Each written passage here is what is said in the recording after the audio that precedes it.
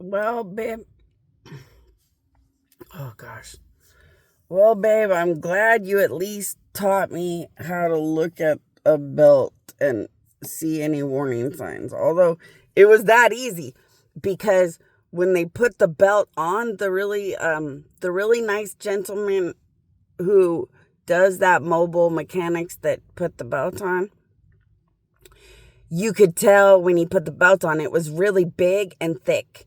And now the belt is this really little tiny piece of a belt.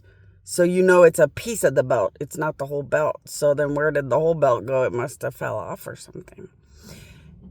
Now, that mobile mechanic husband was telling me I needed to buy something else, but it was more expensive than I could afford.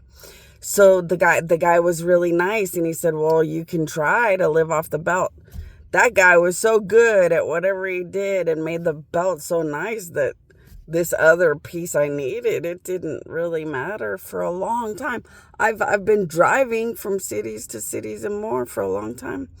Off of when he fixed the belt the last time. But if he tells me I need that extra part that I didn't get, then I'll just live off the belt because I know how much he charges for the belt. It was about $60 and I have about $60. And then I gave him some tip gratitude to be grateful, like over time when I have money. So I'll probably do that again. And then I can save up money for a few days or even a week to be able to get to that expensive part. If he says I really probably do need it, I know for sure when he puts the belt on, it'll last really good for a while. So I'm going to have enough time to get that other part. I don't know what he said it was called, but if he says it's that important, and I should probably get it, I'll just ask the mechanic to replace it. But that gives me a little bit of time to save up. And then, I don't know if he still works or anything. I just sent a message to the address where I sent him the money for fixing the belt. So I couldn't figure out how to find him any other way because it's been a while. So I messaged the little at whatever, address he had where I had sent the money. So I sent it as like a request for $1 or something stupid he could ignore. But the personal note was in it.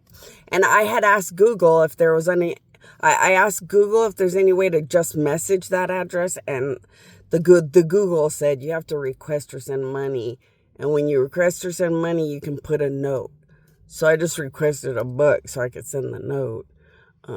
But I sent my phone number and the basic reality that I just need the belt replaced. The exact same thing he did one more time. And I'll make sure to ask him to his face, like, do I really need that other part? Should I just make sure I do it this time? Because I didn't even do it last time. I didn't really know if it was that important. It was kind of an expensive part, so I thought, well, I'm going to try to just go on what I got.